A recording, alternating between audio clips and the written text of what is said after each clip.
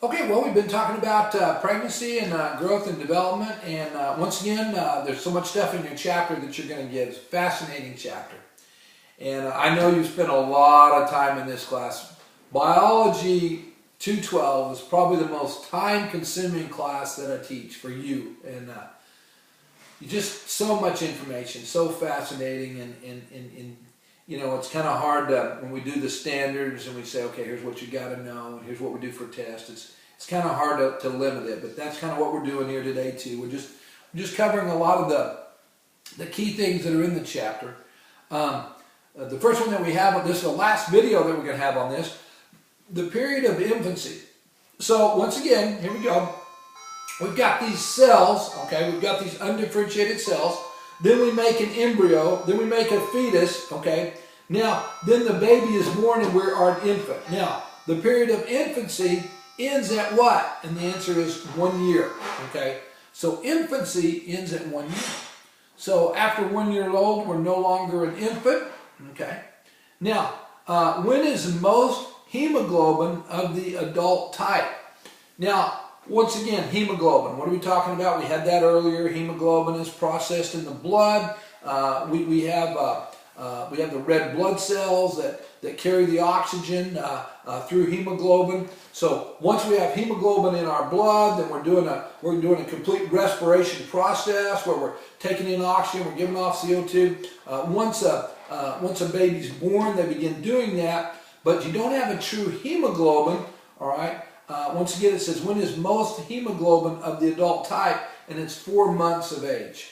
So by 4 months, the baby then is got a full processed heart system, lung system. We're going through to where the blood then begins to develop into a full hemoglobin system as they're going to happen when they're an adult. So once again, when is most hemoglobin of the adult type? At 4 months. Now, we're going to talk a little bit about aging here. Now this is fascinating. We're just going to jump literally right out of the womb and literally right into 30 years old. But let's think about this. After age 30, okay, some of you may be there, some of you may be headed there, okay. I'm almost there. I'm almost age 30. Okay, I'm more than 30. Okay, all right. After age 30, the adult loses 0.8%, okay, of their functional capacity each year. Wow, now that's quite a statement, isn't it? So listen to that again. At age 30, the adult loses 0.8% of their functional capacity each year. Now, I could kind of argue a little bit with that. I mean, that's kind of an average, that's kind of what it is, but I would think some people might lose more, some people might lose less, but what they're saying here is that at age 30, your body is done with certain types of metabolisms, okay, and the aging process begins to happen. Wow. So if you're 29 and you're fixing to turn 30, you're like, oh my gosh, this could be a problem. But it's actually a normal process. But that's where, as you get older, you think, okay, well, if I lose 0.8, let's do the math here, okay, 0.8% of their functional capacity each year. What does that mean, functional capacity? Well, there's a lot of things involved there, and we have, we have everything from the synapses of the brain to the muscles to different things. But 0.8 is not really a lot. It's not a noticeable amount, but that begins the aging process. Isn't that interesting? We have aging up to 30. But at that point, everything is working up processes, and after age 30, we lose we lose 0.8% of our functional capacity every year. So wow. So do the math and see what that is when you're 100, and you probably don't want to live to be 140 because your capacity is getting limited and limited. Okay, that's interesting. Okay, now. The chemical theory of aging involves the formation of what? Now you're going to hear a lot about this new research here, and really big area here.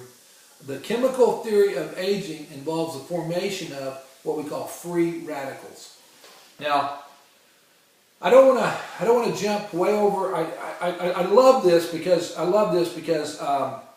teach chemistry and I teach biochemistry. But free radicals have to do with charged particles. And so once again, without getting into the whole deal, aging has to do with free radicals. Now listen to the other choices that they give you. Okay, this is Whole's Human Anatomy trying to throw some things at you. It says the chemical theory of aging involves the formation of less glucose. No, that's not it. Less DNA. That's not it. We have the same amount of DNA the whole time. Defective proteins. No, proteins are always good. It's free radicals and how things break down. The positive and negative anions and ions, okay, make up free radicals. So once again, boy, it's so hard for me to just not jump into that chemistry. If you haven't taken chemistry, I'd love to have you. Fascinating classes. Chemical theory of aging involves the formation of free radicals. Now, periodontology, okay, periodontology is a branch of medicine that studies the fetus, and sometimes it's also called neonatal, which means that pre-development of birth. But periodontology, it's P-E-R-I-N-A-T-O-L-O-G-Y. Periodontology studies the fetus. And so basically periodontology starts from the time we go from an embryo to a fetus, and we're going to study this fetus. Now, why is it so important that we have why is periodontology so important? Because we've got to understand what that fetus has to have to thrive in the womb and then be able to come out and be born a successful infant. So that's periodontology. All right, now, which of the following is not able to freely cross the placenta membrane? Okay, now I skipped back now. Okay, I was going to cover that a little bit earlier, and I marked it off a little bit. But so the placenta. Now we're back into the womb. Okay, so which of the following is not able to freely cross the placenta membrane? Well, the leukocytes, that's white blood cells that fight disease. It can go across the plasma membrane. Oh, okay. Wow. So the mother's white blood cells can go in and actually fight disease into the fetus, and the answer is yes. Okay. What about glucose? Can it cross the plasma membrane? The answer is yes. That's how we give. That's how we feed the. That's how we feed. Glucose and water is able to cross over. We can put glucose into the fetus and give them food.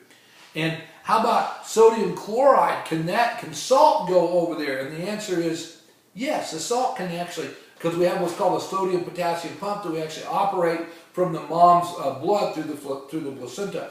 Now, what can't cross over, and we talked about this earlier, we can't mix the red blood cells in the fetus, and we can't mix it with the mom. Okay, so we do have blood types, but we can't mix that. So the answer is, which of the following is not able to freely cross the placenta membrane? It's the erythrocytes, and the erythrocytes are the red blood cells. So once again, a pretty interesting chapter.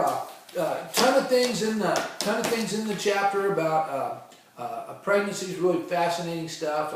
Actually, there's a few areas in there, and they talk about ultrasounds a little bit and fascinating stuff. I love the Whole's Human Anatomy because they keep up with this, and we talked about it several times before. But this particular edition that we use in this class is just right on line with the new stuff that's come out. Even though they've had a couple other editions since then, this one ties in wonderfully with that.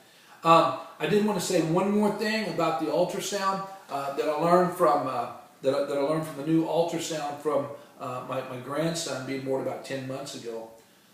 They can take that ultrasound now, and they can take these pictures, and they can go through. Now, one of the things that your book talks about too is there's a soft spot, and we talked about that. The reason why we don't talk about it on the test so much is we talked about it in the skeletal system. Okay, there's a soft spot in here where there's not any brain development. Isn't that amazing? Okay, no brain development. The soft spot where, well, on the top of the skull, okay, we have this soft spot, just a tissue, but there's no brain development there. The brain will grow and develop in there. So we have this soft spot. So they can actually shoot the ultrasound through that soft spot and actually look into the baby, and they can actually see all the chambers of the heart.